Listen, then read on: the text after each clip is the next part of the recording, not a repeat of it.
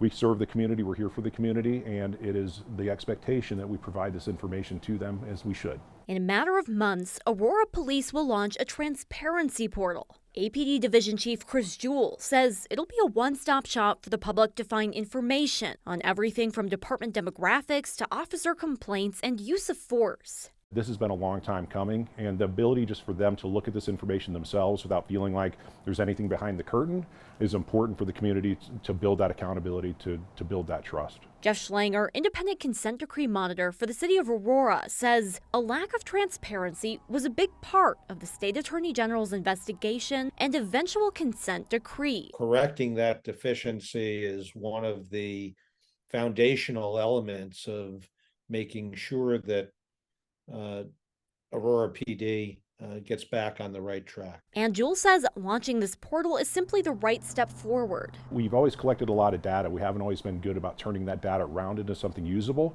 So this really gives us also an internal platform to set benchmarks with regard to what do our uses of force look like, what are our agency demographics, and then when we start seeing variations in those things, once we have that benchmark, we can look and see what is the reason for that variation. Is it explainable? Do we have a problem? Do we have a training issue? It gives us the information we need to make ourselves better. Schlanger says they'll evaluate the transparency portal once it's ready, making sure APD hits the right benchmarks with the site. But he says he expects it will be a critical next step for helping rebuild community trust. The foundation, which is put in place now, is meant to long outlast the consent decree and the monitor.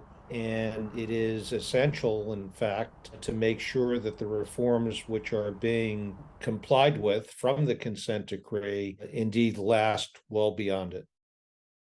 Aurora Police say they are still working through the design and layout of the site, but they hope to launch it piece by piece, likely starting in November. And they're hoping to have the transparency portal fully up and running for people to start looking through by the end of the year.